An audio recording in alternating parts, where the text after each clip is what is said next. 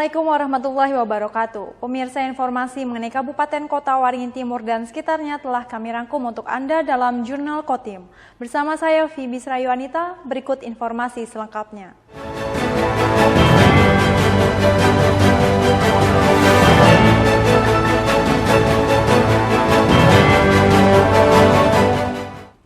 Kabut asap kebakaran hutan dan lahan berdampak terhadap aktivitas transportasi udara di Sampit, Kabupaten Kota Waringin Timur.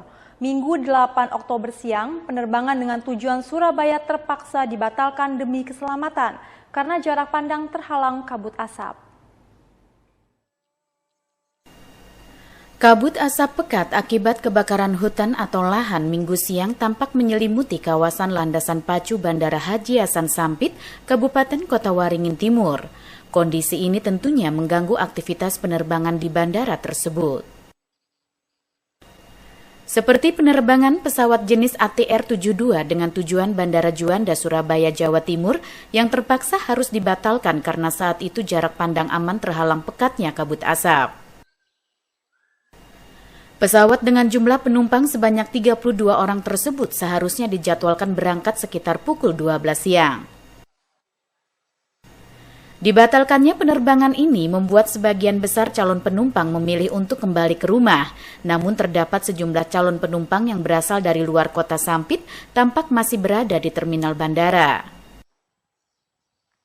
Jam 11.55, tapi tadi belum ada pemberitahuan. Terus setelah jam 12 lebih diundur besok, positif besok, soalnya kabutnya nggak hilang gitu. Jadi ya nggak ada masalah, semua orang sudah pulang. Sudah pulang semua, Bu? Harusnya berangkatnya jam berapa, Bu? 11.55. 11.55, Bu. Dapat informasi penundaan jam 12-an. Iya. Nah, kalau Ibu sendiri gimana, Bu? Memilih untuk cancel kah atau menunda Belum tahu besok? ini, belum tahu. Lihat ini cuacanya dulu. Oh, gitu. Kayak apa cuacanya, kalau kami memaksakan diri juga nggak bisa. Nanti kalau ada sesuatu malah celaka banyak orang. Ya itulah, untuk putusan Ibu sendiri begitu. Menurut pihak maskapai, pembatalan penerbangan dilakukan demi keselamatan. Sebab saat itu jarak pandang di kawasan bandara menurun hingga tidak lebih dari 2.000 meter akibat ditutupi kabut asap. Sementara jarak pandang aman untuk penerbangan minimal di atas 2.200 meter. Akibat pembatalan ini, terdapat setidaknya 20 calon penumpang yang memilih melakukan penjadwalan ulang untuk keberangkatan pada keesokan harinya. Sementara sebagian calon penumpang lainnya ada yang memilih melakukan pengembalian uang pembelian tiket. Ini itu dikarenakan masalah cuaca ya, Mas ya. Karena kita sudah koordinasi juga ke pihak BMKG. Dari BMKG itu masih cuaca minim di 2000, sedangkan untuk minimum kita untuk terbang itu 2200. Untuk demi keselamatan dan untuk penerbangan juga kan ya. Iya, karena untuk jarak pandang itu menentukan ini, Mas, untuk keselamatan penumpang juga kan ya. Kalau jumlah penumpang yang harusnya hari ini berangkat ada berapa banyak? Kalau jumlah penumpang untuk hari ini berangkat itu 32 penumpang, Mas. Terus itu mereka semua menunda besok atau gimana? Ada yang refund juga? Sebagian ada yang refund, itu refund ke travelnya ya, Mas ya, kembali ke tempat pembelian tiket awal. Dan untuk yang reschedule tadi sudah kita proses untuk tiketnya. Berapa banyak yang reschedule? Untuk sementara ini masih yang konfirmasi baru sekitar 20-an lebih sih ini. 20-an lebih. Iya, sambil kita proses juga sih ini, Mas.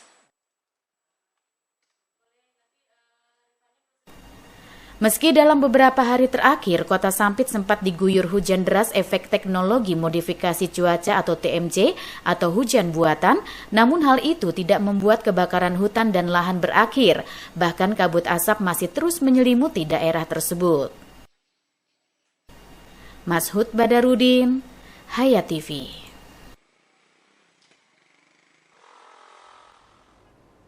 Kebakaran hutan atau lahan yang marak terjadi hingga menimbulkan kabut asap dan memburuknya kualitas udara terus terjadi di beberapa wilayah di Kalimantan Tengah.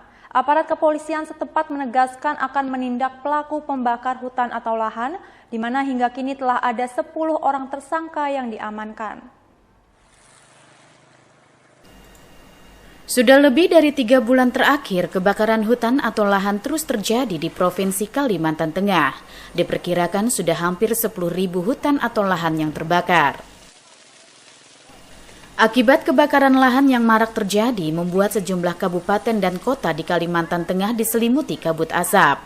Kota Palangkaraya, Kabupaten Kota Waringin Timur, Katingan, Kapuas, dan Pulang Pisau, semua daerah tersebut telah menetapkan status tanggap darurat bencana.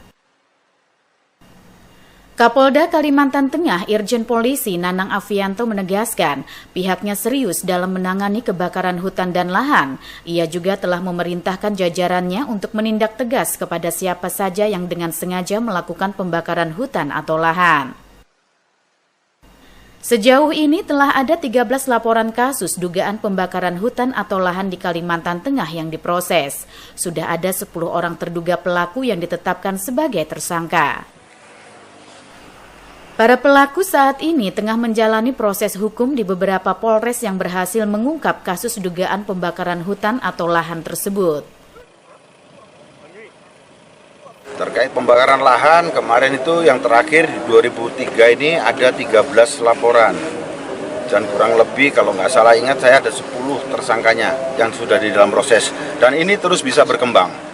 Nah, pada saat kesempatan ini saya sampaikan juga kepada pemilik lahan perorangan yang lahannya ini dibikin lahan tidur sehingga tidak terawat, semak-semak. Nah, dalam kondisi saat ini sangat menjadi potensi sekali untuk terbakar. Jadi saya sampaikan kepada pemilik lahan, jangan dibiarkan lahan Anda tidur, rawat, bikin galangan, embung air, dan persiapan air. Api bisa terjadi karena disengaja atau tersengaja. Kalau yang disengaja berarti ada unsur kesengajaan dan pelakunya pasti kalau dapat kami proses. Tapi kalau yang tidak disengaja itu mungkin faktor alam. Kita bisa melihat pada saat kekeringan yang luar biasa, gesekan-gesekan itu bisa menimbulkan percikan api dan kemudian bisa meluas. Guna meminimalisir terjadinya kebakaran hutan atau lahan, Nanang juga mengingatkan kepada semua pemilik lahan agar jangan menjadikan lahan tersebut menjadi lahan tidur dan harus dirawat. Para pemilik lahan juga diminta membuat embung agar apabila terjadi kebakaran, petugas mudah mendapatkan sumber air. Minimnya sumber air saat ini menjadi kendala bagi petugas dalam menanggulangi kebakaran hutan atau lahan yang terjadi.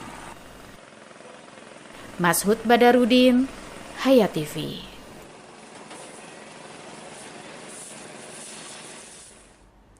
Badan Pusat Statistik mencatat pada September 2023, inflasi Kalimantan Tengah yang merupakan gabungan kota Palangkaraya dan Sampit sebesar 0,11%.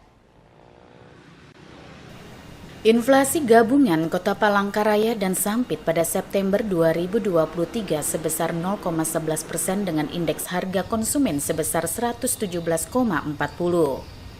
Inflasi terjadi karena adanya peningkatan indeks harga pada kelompok penyediaan makanan minuman atau restoran, kelompok rekreasi olahraga dan budaya, kelompok pendidikan, kelompok informasi komunikasi dan jasa keuangan, kelompok perlengkapan peralatan dan pemeliharaan rutin rumah tangga, kelompok perumahan, air listrik dan bahan bakar rumah tangga, serta kelompok pakaian dan alas kaki. Inflasi tahun kalender yakni September 2023 terhadap Desember 2022 untuk gabungan Kota Palangkaraya dan Sampit tercatat sebesar 1,52% dan inflasi tahun ke tahun yaitu September 2023 terhadap September 2022 sebesar 1,88%. Komoditas yang memberikan sumbangan inflasi pada September 2023 antara lain beras, bensin, ketimun, kacang panjang, ikan nila, es, buncis, ikan lele, biaya pulsa ponsel, dan solar.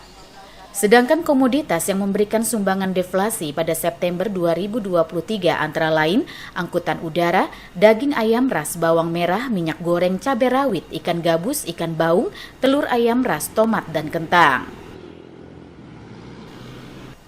Yunus Muammariza, Hayat TV.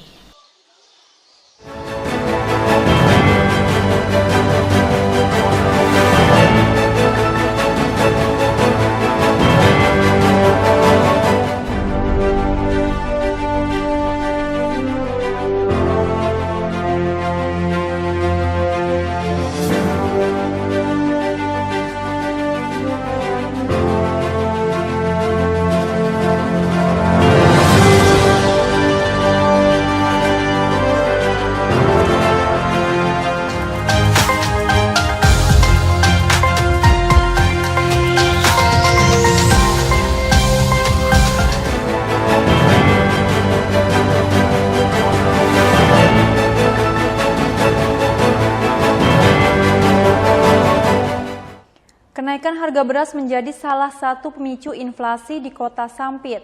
BPS mencatat pada September 2023 Sampit mengalami inflasi sebesar 0,11%.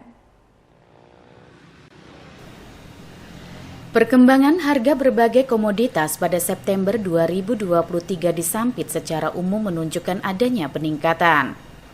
Berdasarkan hasil pemantauan BPS pada September 2023, Sampit mengalami inflasi sebesar 0,11% atau terjadi peningkatan indeks harga konsumen atau IHK dari 118,75 pada Agustus 2023 menjadi 118,88 pada September 2023.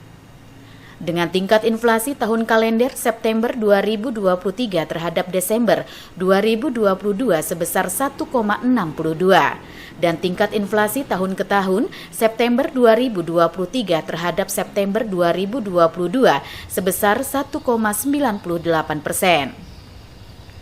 Inflasi pada September 2023 di Sampit terjadi karena adanya peningkatan indeks harga pada beberapa kelompok pengeluaran, di antaranya kelompok transportasi, kelompok informasi, komunikasi dan jasa keuangan, dan kelompok perumahan, air, listrik, dan bahan bakar rumah tangga.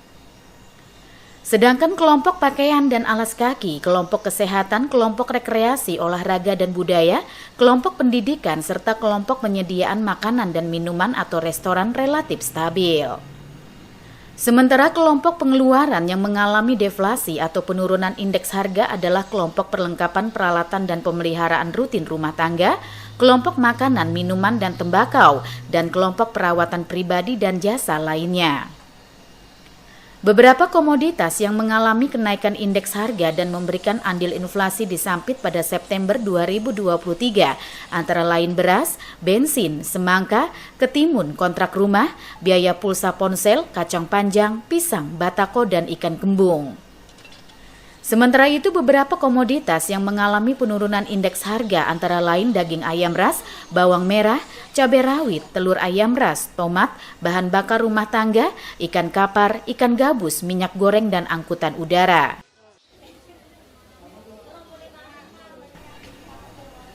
Yunus Muammariza, Hayat TV. Demikian pemirsa informasi tadi sekaligus menutup jumpa kita pada kali ini. Saya Fibi Srayuanita mewakili jajaran yang bertugas mohon undur diri dari hadapan Anda. Terima kasih dan sampai jumpa. Wassalamualaikum warahmatullahi wabarakatuh.